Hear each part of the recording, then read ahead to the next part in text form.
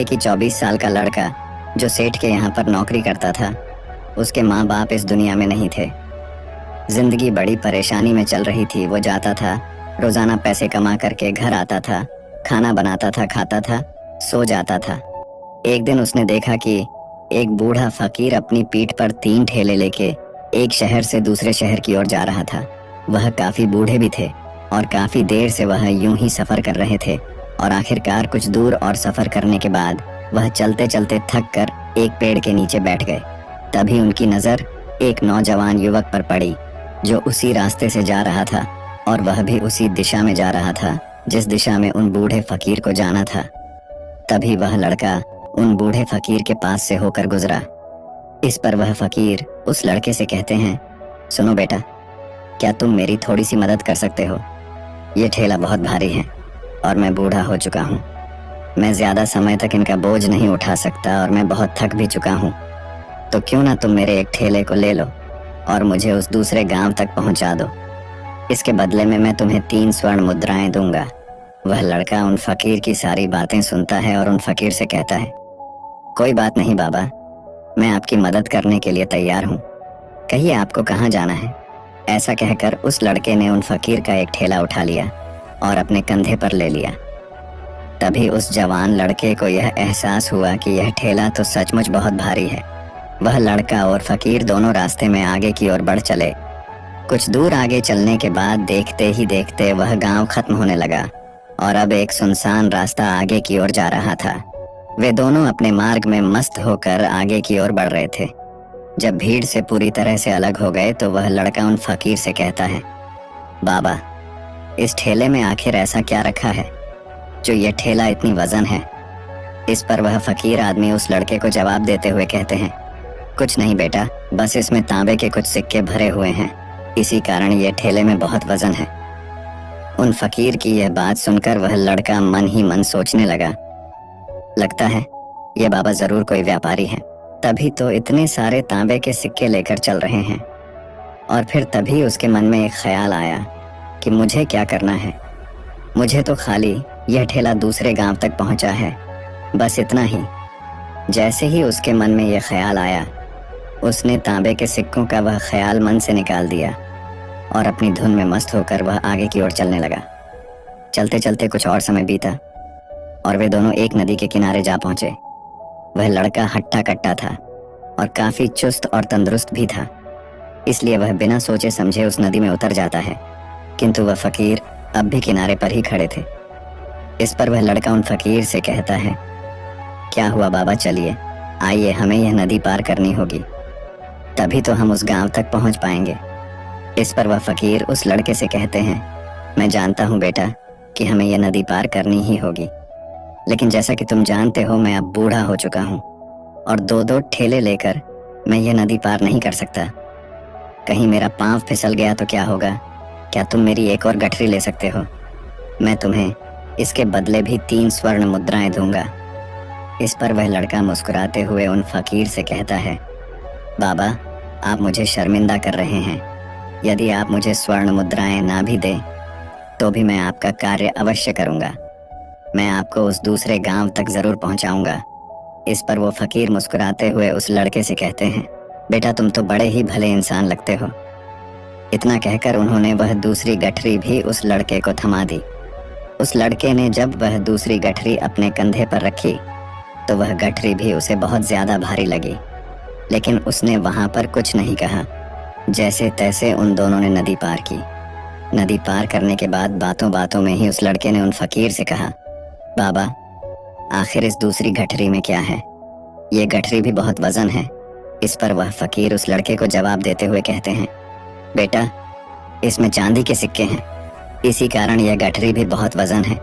उन फकीर की यह सारी बातें सुनकर अब उस लड़के का दिमाग तेजी से काम करने लगा था। वह यह सोच रहा था कि एक ठेले में तांबे के सिक्के हैं और दूसरी में चांदी के। ऐसा प्रतीत होता है मानो यह फकीर बाबा कहीं दूर से आ रहे हैं और उन्होंने अपनी सारी जमीन जायदाद बेचकर ये सारे सिक्के इकट्ठे किए हैं, तभी तो वह इतना धन लेकर चल रहे हैं। लेकिन वह लड़का उन फकीर से कुछ नहीं कहता और वे दोनों चुपचाप मार्ग में आगे की ओर बढ़ते चले जाते हैं। कुछ दूर आगे बढ़ने के बाद एक बार फिर एक सुनसान राह आती है। उस सुनसान रास्ते को देखते ही उस लड़के के मन में तरह तरह के विचार उत्पन्न होने लगे। वह यह सोचने लगा, अरे यह तो सुनसान जगह है। अगर मैं यह सिक्के लेकर यहाँ से भाग जाऊं तो यह फकीर मुझे कब तक दौड़ाएंगे। मुझे नहीं लगता कि मुझे कभी पकड़ पाएंगे और यहाँ पर कोई है भी नहीं जो इनकी मदद कर पाए। और वैसे भी ये बहुत सारे सिक्के हैं, मैं इनसे एक अच्छी दुकान खरीद सकता हूँ, अपना नया व्यापार शुरू कर सकता हूँ। और वैसे भी ये बूढ़ा फकीर अब इन पैसों का क्या करेगा, इससे अच्छा तो मैं ही इन्हें रख लेता हूँ। वह लड़का यह सब बारे में सोच ही रहा था, तभी अचानक उसे खुद पर आश्चर्य हुआ। अरे मैं यह क्या सोच रहा हूँ, ये फकीर बाबा न जाने कहाँ से आ रहे हैं और क्या खोज करके इन्होंने इतने सारे पैसे इकट्ठा किए होंगे। मुझे इनका फायदा नहीं उठाना चाहिए। नहीं नहीं, मुझे ऐसा नहीं करना चाहिए। उसने कुछ देर के लिए तो अपने मन के विचारों को काबू कर लिया, लेकिन कुछ देर बाद उसके मन के विचार उस पर देखते ही देखते हावी होने लगे। वह लड़का 2 ठेले लेकर उन फकीर के पीछे पीछे चल रहा था और कुछ दूर आगे चलने के बाद एक पहाड़ी आई। इस पर वह फकीर बाबा उस लड़के से कहते हैं, बेटा ये पहाड़ी मैं नहीं चढ़ पाऊंगा। मैं काफी बूढ़ा हो चुका हूँ और मेरे घुटनों में भी दर्द रहता है। यदि तुम मेरी तीसरी गठरी भी ले लो तो मैं तुम्हें 3 और स्वर्ण मुद्राएं दूंगा, लेकिन याद रखना इसे कहीं गिराना मत, कहीं ये गठरियां खुल ना जाए। इस पर वह लड़का उन फकीर से कहता है, क्यों बाबा, आखिर इसमें ऐसा क्या है। इस पर वह फकीर उस लड़के से कहते हैं, बेटा इसमें स्वर्ण मुद्राएं हैं। यह सुनकर वह लड़का मन ही मन बहुत प्रसन्न हुआ। उसने चुपचाप वह गठरी भी उन फकीर से ले ली और देखते ही देखते वे दोनों मार्ग में आगे की ओर बढ़ने लगे। अब वह फकीर बिना कोई वजन लिए हुए आराम से पहाड़ की चढ़ाई पर चढ़ रहे थे, किंतु वह नौजवान लड़का जो पीछे था वह वजन के कारण बहुत धीरे धीरे चल पा रहा था। लेकिन जब से उसने सोने का नाम सुना था उसका मन तो छलांग मार रहा था। वह मन ही मन सोच रहा था, अगर मुझे यह सारा धन मिल जाए तो मेरा पूरा जीवन तो आराम से कट जाएगा। वैसे भी यह बाबा तो बूढ़े हो चुके हैं, भला इन्हें इतने पैसों की क्या जरूरत है, इनका जीवन तो वैसे भी कट चुका है। मैं एक काम करता हूँ, यह सारे पैसे लेकर यहाँ से भाग जाता हूँ। लड़के के मन में अनगिनत विचार उठ रहे थे। लड़के का मन अब उसकी बुद्धि पर पूरी तरह से हावी हो चुका था और उस लड़के का मन अपनी बात को सही साबित करने के लिए उससे कुछ भी कह रहा था। और तभी उस लड़के के मन में एक और विचार उत्पन्न हुआ और अब की बार वह लड़का यह सोच रहा था, लगता है यह फकीर बाबा कोई चोर है, वरना इनके पास इतनी सारे स्वर्ण मुद्राएं कहाँ से आएंगे। अगर यह कोई व्यापारी होते तो भला ये इस तरह से पैदल यात्रा तो नहीं करते, और अगर इनके पास इतने सारे पैसे थे तो यह कोई ना कोई साधन भी तो अवश्य कर सकते थे। लगता है ये कोई चोर है और चोर से चोरी करने में भला क्या बुराई है। ये सोचता हुआ वह लड़का अब उन फकीर से तेजी से आगे की ओर बढ़ रहा था और देखते देखते वह फकीर से आगे भी निकल चुका था। और वह यह सोच रहा था कि जैसे ही इस पहाड़ की ढलान आएगी मैं 3 गठरियां लेकर भाग जाऊंगा। इससे ये सारे पैसे मेरे हो जाएंगे और मेरी गरीबी भी हमेशा हमेशा के लिए दूर हो जाएगी। मैं जो चाहूंगा मैं वो कर पाऊंगा, मेरे पास बहुत सारा धन होगा।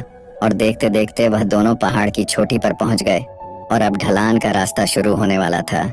तभी वह लड़का उन फकीर से नजरें बचाकर वह 3 गठरियां लेकर भागता हुआ आगे बढ़ गया। अब उसे अपना शरीर बहुत हल्का महसूस हो रहा था, मानो उसे उन 3 ठेलों का वजन तक न मालूम पड़ रहा हो।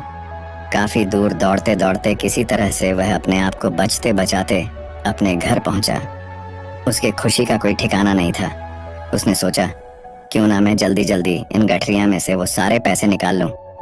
यह सोचकर जब उसने गठरियां खोली तो पहली गठरी में उसे लोहे से जंग भरे हुए सिक्के मिले। यह देखकर उसे यकीन नहीं हुआ। इस पर उसने फटाफट दूसरी गठरी भी खोल डाली, उसमें भी उसे लोहे के जंग लगे हुए सिक्के ही निकले।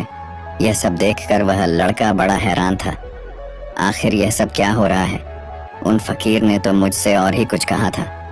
अब उसने वह सोने वाली गठरी खोली और उसमें भी लोहे के जंग लगे हुए सिक्के ही निकले।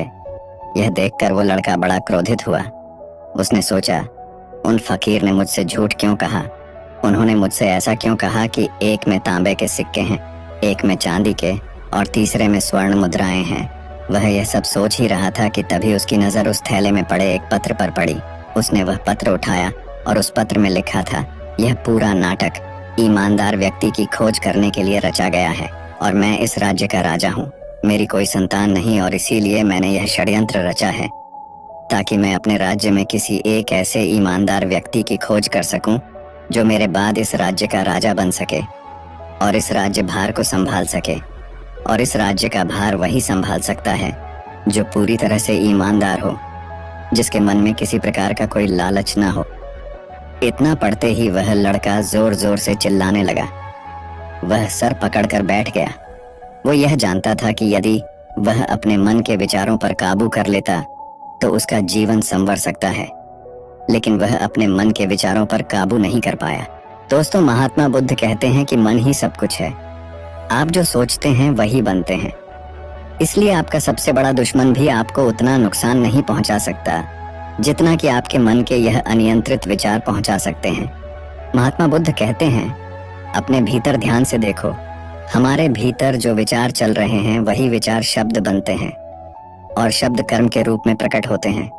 बार बार दोहराने पर कर्म बर्ताव में बदलता है और धीरे धीरे समय के साथ बर्ताव चरित्र में परिवर्तित हो जाता है और यही चरित्र हमारे भाग्य का निर्माण भी करता है। इसलिए हमें हमेशा अपने विचारों के प्रति सजग होना बहुत आवश्यक है।